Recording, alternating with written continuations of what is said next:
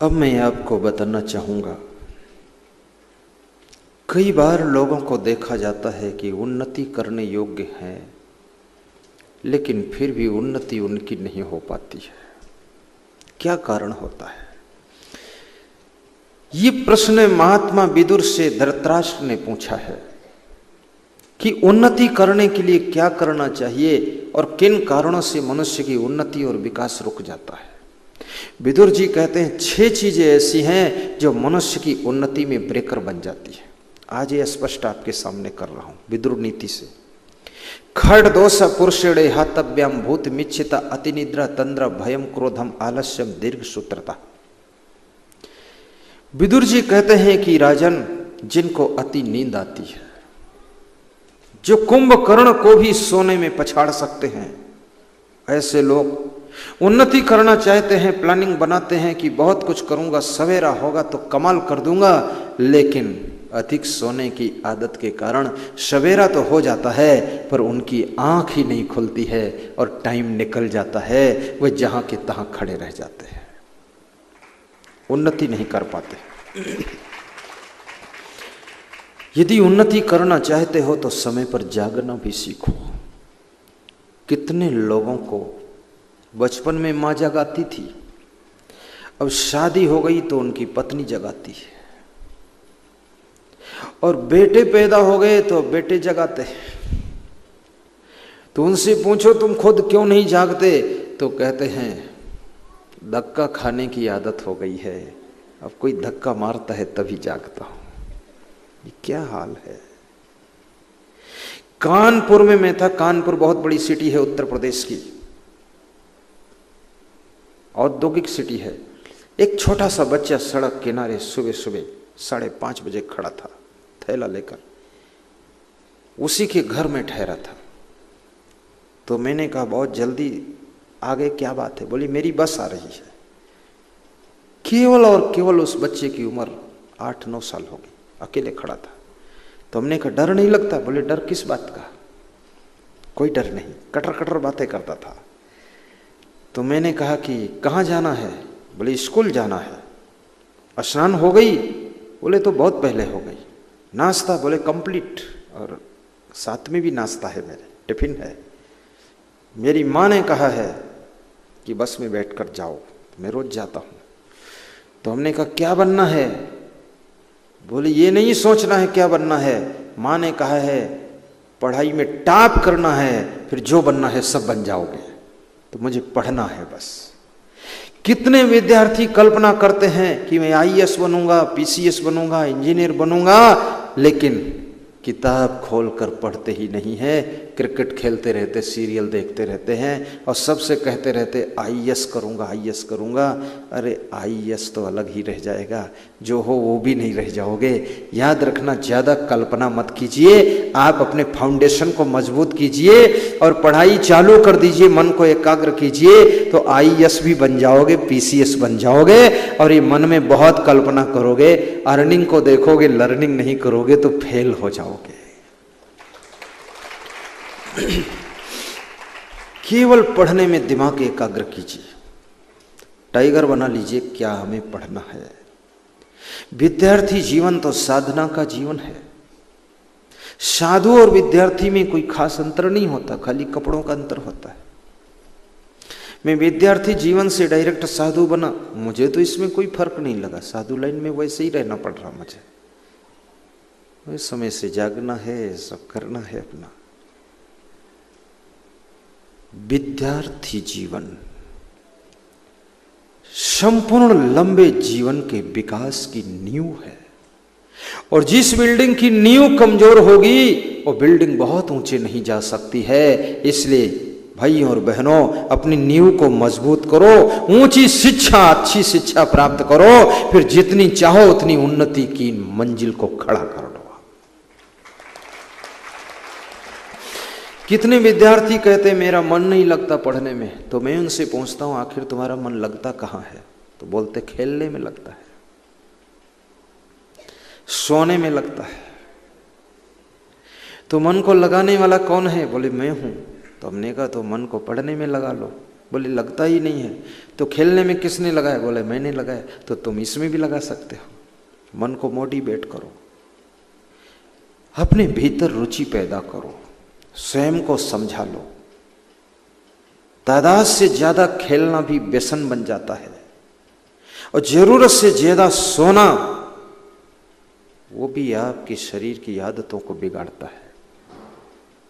आप 18 घंटे सो तो भी पड़े रहोगे, और 8 घंटे सो तो भी नींद पूरी हो जाएगी, और 6 घंटे में भी काम चल सकता है। घंटे तो 24 ही हैं, चाहे खेलने में गंवा दो, चाहे सोने में गंवा दो, चाहे गप सप लप में गंवा दो, चाहे टीवी के सामने गंवा दो, और उन्हीं घंटों को अगर बचा लो तो उन्हीं घंटों में अपनी जिंदगी को आगे बढ़ा सकते हो।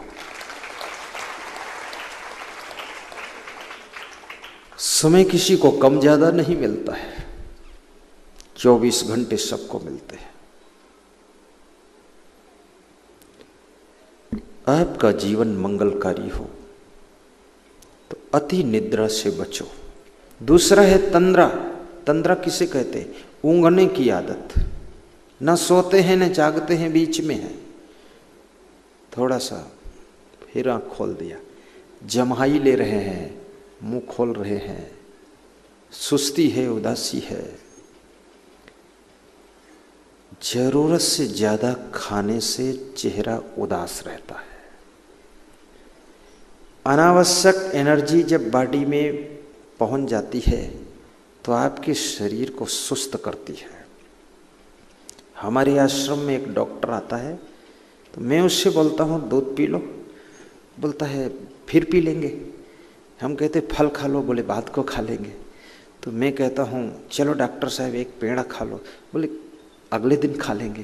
तो हमने कहा खाते क्यों नहीं डॉक्टर साहब?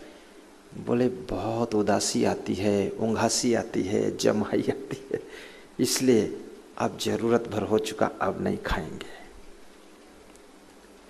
कम खाने से कोई आज तक मरा नहीं है, अधिक खाने से कोई स्वस्थ रहा नहीं है, और एक दो दिन ना खाने से कोई बीमार हुआ नहीं है। इसलिए याद रखना, खाने पर भी आपका कंट्रोल हो और बोलने पर भी कंट्रोल हो, तो जिंदगी में जो चाहते वही कर दिखाओगे।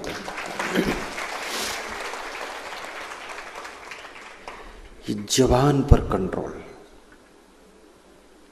आंखें दो हैं, काम एक है देखने का, कान दो हैं, काम एक है सुनने का,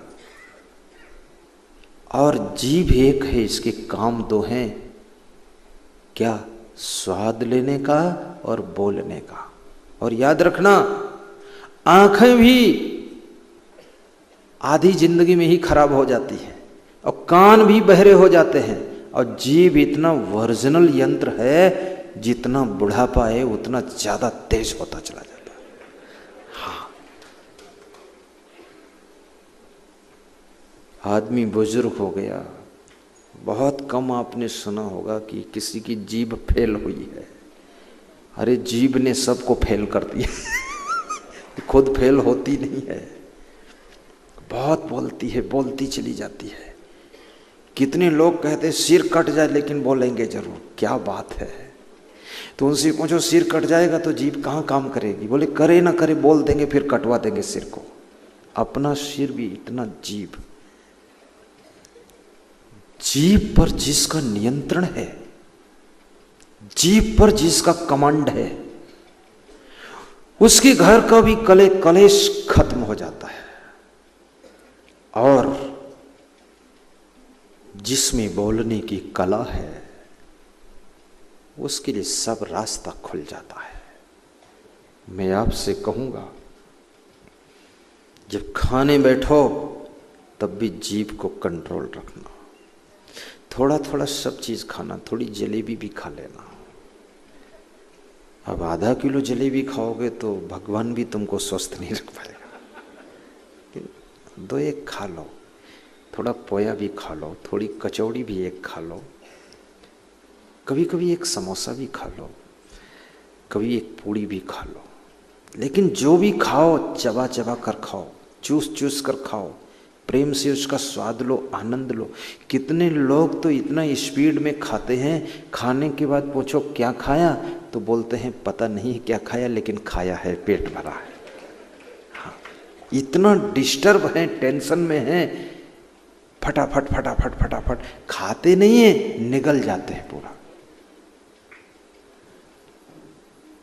प्रेम से खाइए, और भूख ना हो तो मत खाइए, फिर बाद को खा लेना। थोड़ी भूख हो तो थोड़ा खाइए, कम भूख हो तो कम खाइए, ज्यादा भूख हो तो थोड़ा ज्यादा भी खा लीजिए। कोई बराबरी नहीं है कि आपके पड़ोसी ने एक जलेबी खाया तो तुम भी एक जलेबी खाओ। तुम्हारी ज्यादा भूख है तो 2 खा लेना, 3 खा लेना, लेकिन रोज जलेबी भी मत खाना।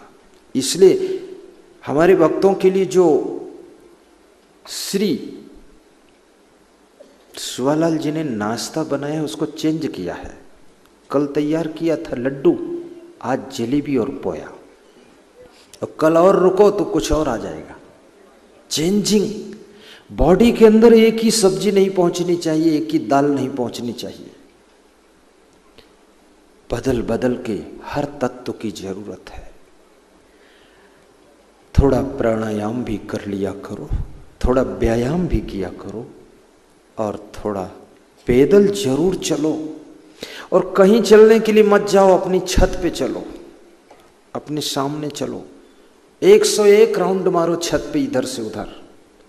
सड़क वड़क पर घूमने की जरूरत नहीं, पीछे से कोई टक्कर मार देगा, नया काम बन जाएगा। ऊपर ही घूम लो। और धन की हानि हो जाए तो भी मन को दुखी न होने देना, क्योंकि याद रखना, धन की हानि हुई है वो अगर आपका शरीर स्वस्थ है, मन मस्त है, तो उस हानि को कल तुम पूरा कर लोगे।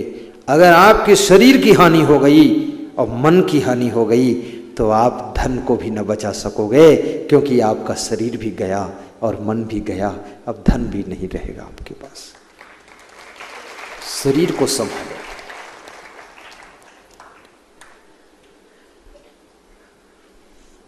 तीसरा,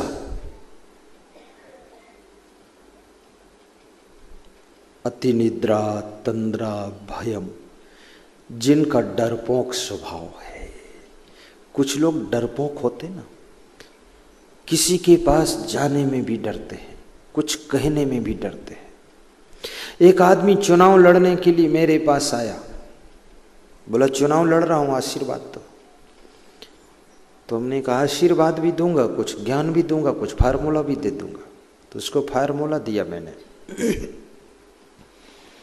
हमने कहा पहली बात तो व्यवहार कुशलता सीखो, जो मिले फटाफट हाथ जोड़ो, नमस्कार करो। बोले ये तो बड़ा मुश्किल है, हाथ किसी को जोड़ा नहीं हो।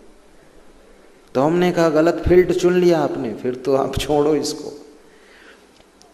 दूसरी बात, थोड़ा माइक में बोलना सीखो। बोले माइक को देखता हूं तो लगता है काला सांप फन फैलाए बैठा है, पसीना आ जाता है, नहीं बोल सकता हूं।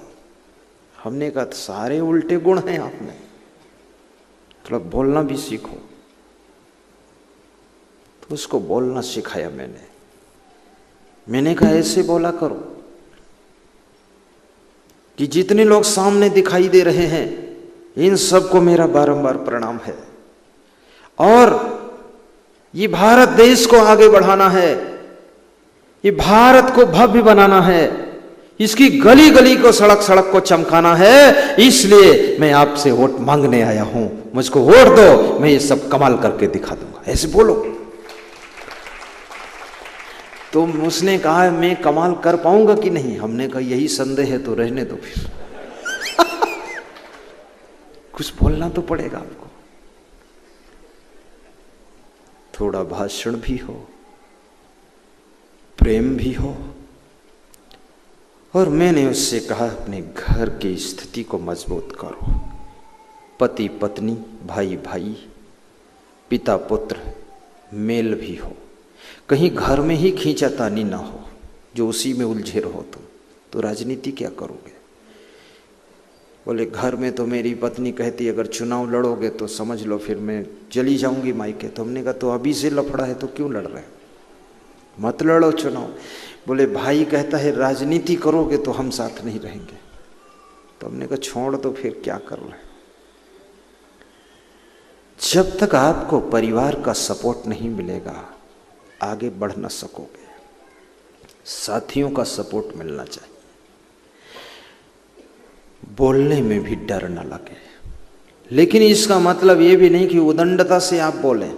संभल कर बोलिए, क्योंकि बोलना ही पर्याप्त नहीं है, तौल तौल कर बोलना पर्याप्त है।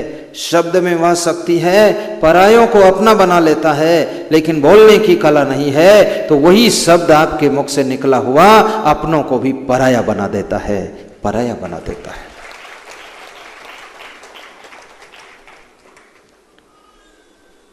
तो निर्भयता भी हो और कोई भी कार्य करो।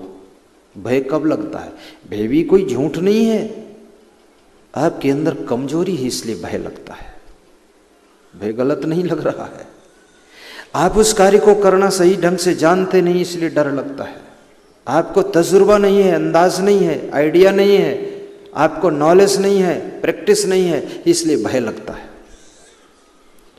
तो पहले तो उसका ज्ञान भी प्राप्त करो, अनुभव भी प्राप्त करो, उसको सीखो भी, आपका भय खत्म हो जाएगा, निर्भय हो जाओगे। जैसे मैं आपके सामने प्रवचन दे रहा हूं, मुझे भय नहीं लग रहा आपसे, बिल्कुल नहीं लग रहा, मुझे प्रेम लग रहा है, मुझे आनंद लग रहा है, क्योंकि अनुभव है। और जो मैं बोलता हूं वही करता भी हूं। मैं आपसे कहता हूं दारू मत पीना, तो मैं पीता ही नहीं, छूता ही नहीं। मैं कहता हूं बीड़ी नहीं पीना चाहिए, तो मैं इलायची भी नहीं खाता हूं, झंझट में नहीं पड़ता। मैं आपको जो कहता हूं उससे ज्यादा करता हूं, इसलिए निर्भय हूं। याद रखना, जब अपने जीवन में वही बातें उतर जाती हैं तो बोलने में डर नहीं लगता है। जब दूसरों से कहता हूं बीड़ी मत पीना और खुद सिगरेट पीता हूं तो डर जरूर लगेगा। एक वक्ता बोल रहा था मंच पर बड़े जोर जोर से कि मांसाहार नहीं करना चाहिए, शाकाहारी रहना चाहिए, जियो और जीने दो। बोलते बोलते उसको पसीना आ गया तो रुमाल जेब से निकाला, पसीना को पोंछने के लिए जोश में निकाला रुमाल, तो रुमाल से एक मुर्गी का अंडा निकलकर टेबल पर गिरा और फूट गया। तो बोले ये क्या हुआ, ये शाकाहारी है? बोले भूल हो गई, साथ में ही अंडा रखता हूं। इतना आदत खुद की बिगड़ी हुई है। रामा रामा हरे हरे, मुर्गी अंडा घरे घरे। हाँ, मत खाना पीना, शुद्ध पवित्र रहो और घर में शांति बनाओ, मिलजुल कर भी रहो, थोड़ा बड़ों का अदब लिहाजा रखो, जोश खरोश में मत रहो, बकवास मत करो, तिल का ताड़ मत बनाओ, ताल को खोद के समुद्र जैसा गहरा मत बनाओ, खुद डूब जाओगे। भात का बतंगड़ मत खड़ा करो। संतुलन बनाने की कोशिश करो। भयम क्रोधम। और चौथी चीज विदुर जी कहते हैं, जिनको बहुत क्रोध आता है, बहुत गुस्सा है,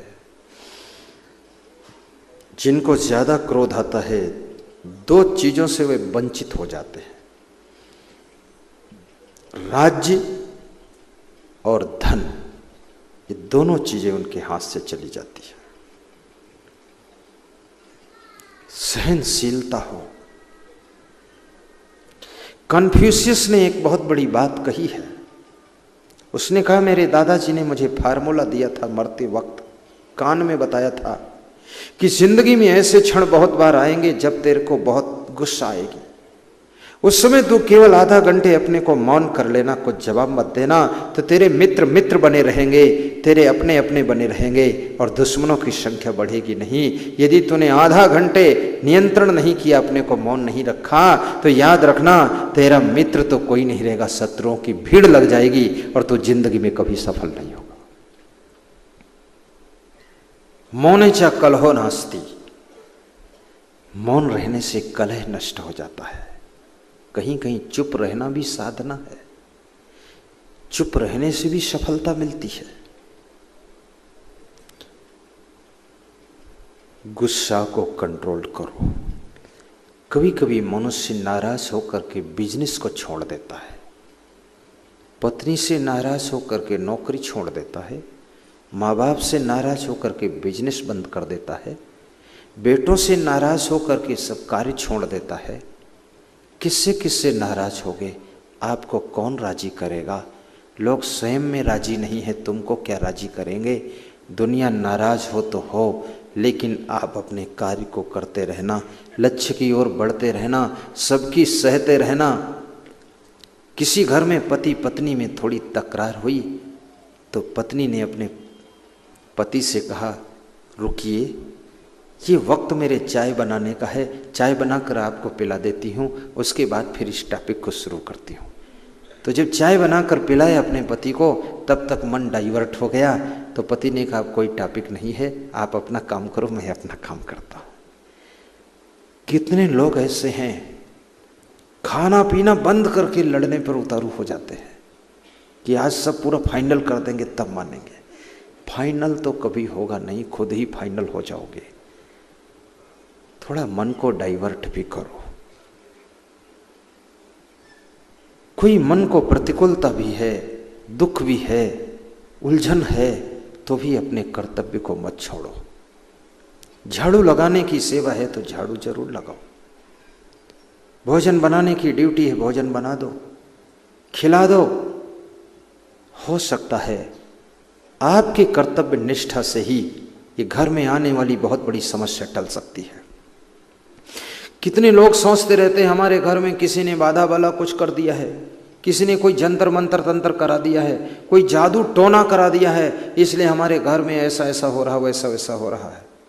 ये कितना हमारे देश के अंदर पढ़े लिखे लोग, शिक्षित लोग, समझदार लोग, बुद्धिमान लोग भी इस चक्कर में फंसे हुए हैं और न जाने कितने जंतर मंत्र वालों को ढूंढते रहते हैं और करते रहते हैं। एक ज्योतिषी हाथ देख रहा था, गरीब आदमी ने हाथ दिखाया तो उसने कहा, तुम्हारी जीवन रेखा टूटी है और 7.5 शनि लगा है, 7 दिन में मर जाओगे। गरीब घबरा गया, बोले तो क्या करूं? तो उसने कहा, 1100 रुपये अगर भेंट करो तो 7.5 शनि को शांत कर दूंगा। उसने कहा, 1100 तो है नहीं, गरीब आदमी हूं। बोले 1100 नहीं है तो 101 निकालो, गरीब हो, किसी से कहना मत। बोले 101 भी नहीं, तो बोले 51 निकालो, फालतू बात मत करो। बोले 51 भी नहीं, गरीब बहुत हूं। अरे बोले तो 11 रुपया निकालो, 11 तो है। तो उसने कहा 11 भी नहीं है।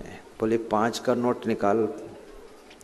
तो बोले 5 का नोट भी आज नहीं है। तो ज्योतिषी ने कहा, तू जा, तेरे ऊपर 7.5 शनि लगा भी नहीं है, जब रुपया नहीं तो लग कर क्या करेगा।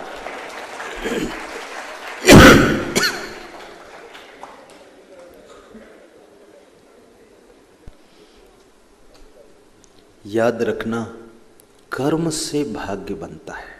आपको एक सत्य घटना बता रहा हूं, नाम पता सब बताऊंगा।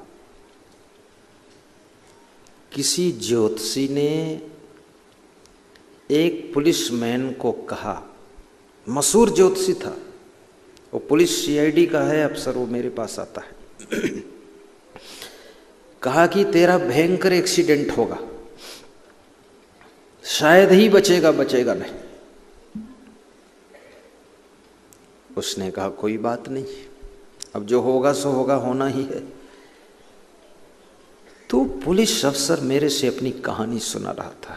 कह रहा था, मैं ज्येष्ठ महीने में, मई जून की गर्मी में एक नल में पानी पी रहा था, ऐसे चुल्लू लगा करके, और पानी पीकर ज्यों ही उठकर खड़ा हुआ तो देखा सैकड़ों गायें उस नल की ओर दौड़ती हुई चली आ रही हैं, दौड़ती चली आ रही। तो मैंने सोचा ये मुझको मारने के लिए आ रही, क्यों आ रही? मैंने पूछा लोगों से, गायें दौड़ क्यों नहीं? बोले इसलिए दौड़ रही हैं कि नल के पास जो गड्ढा है, गड्ढे में थोड़ा पानी इकट्ठा हुआ है, तो ये प्यासी है इसलिए दौड़ती चली आ रही। जो गाय पहले पहुंच जाएगी वो पी लेगी, जो पीछे रह जाएगी वो प्यासी रह जाएगी। तो उसने कहा, फिर मैंने क्या किया, मैंने नल का हत्था पकड़ लिया और चलाना शुरू किया, तो गायें सब पीती रहीं। 3 घंटे मैंने नल चलाया और उस गड्ढे में पानी पहुंचाता रहा, पीती रही। और महाराज उसके बाद मेरा एक्सीडेंट हो गया और मैं नहीं मरा, बिल्कुल सुरक्षित। भयंकर एक्सीडेंट हुआ, कुछ नहीं मेरा हुआ, थोड़ा सा फ्रैक्चर हुआ। तू ज्योतिषी को मैं 3 साल बाद मिला, उसने कहा तू जिंदा कैसे है, तुझे तो मर जाना चाहिए था, कौन सा कर्म किया इतने दिनों में? उसने कहा कुछ नहीं, 3 घंटे नल चला करके गायों को पानी पिलाया हूं, अब उससे जो भी हुआ हो। बोले यही सेवा का कर्म तेरे जान की रक्षा किया है, तेरे भाग्य को बदल डाला। इंसान की सेवा, पशु की सेवा, पंछियों की सेवा भी आपके लिए कवच कुंडल बन जाती है। इसलिए माता पिता की भी सेवा करना, दादा दादी की भी सेवा कर देना, पशु पंछियों की भी सेवा कर देना, क्योंकि हे इंसान तू सेवा करने के लायक है। तेरे पास इतनी सामर्थ्य है कि तू पृथ्वी के जलचर, नभचर, थलचर सभी प्राणियों की रक्षा भी कर सकता है, सेवा भी कर सकता है। तू बहुत समर्थ है। तू नर के रूप में नारायण है, इंसान के रूप में भगवान है। अगर तू अपनी सामर्थ्य को संभाल ले तो तू हजारों लाखों प्राणियों को जीवन दान दे सकता है। यदि अपने आप को संभाल ना पाए तो इनके जीवन को खत्म भी कर सकता है। मनुष्य में बहुत सामर्थ्य है। बड़ा मजा आता है उन लोगों पर जो लोग कुत्ते की तो सेवा कर लेते हैं लेकिन माँ बाप की सेवा नहीं करते। कुत्ते को कंधे पर बिठा कर ले जाते हैं और माँ बाप के कंधे तोड़ते हैं डंडे मारकर। मैंने एक आदमी से पूछा, ये कुत्ते से इतना प्रेम, माँ बाप से इतनी नफरत? बोले कोई जन्म का कर्जा है वो कुत्ते के साथ अदा हो रहा है। तो माँ बाप को ऐसा दूर क्यों किया? तो बोले कोई जन्म का पाप था इसलिए दिमाग खराब है मेरा, क्या करूं, गुस्सा बहुत आता है, माँ बाप की सह नहीं पाता हूँ गंदगी फैलाते हुए। हमने कहा कुत्ता सफाई फैलाता है? अरे बोले ये तो पूरा गंदा ही है। कुत्ते से इतनी रिश्तेदारी, माँ बाप से इतनी दूरियां। याद रखना, कुत्ते की सेवा करने को मैं मना नहीं करता हूँ, लेकिन इतना जरूर कहता हूँ कि अपने माँ बाप की सेवा भी कर देना, सास ससुर की भी सेवा कर देना, उन बूढ़ों को निभा लेना। और याद रखना, जो दूसरों की सेवा करता है उसका पुण्य इतना जमा हो जाता है कि उसकी बिना चाहते हुए सब सेवा हो जाती है। सेवा करने वालों की ही सेवा होती है।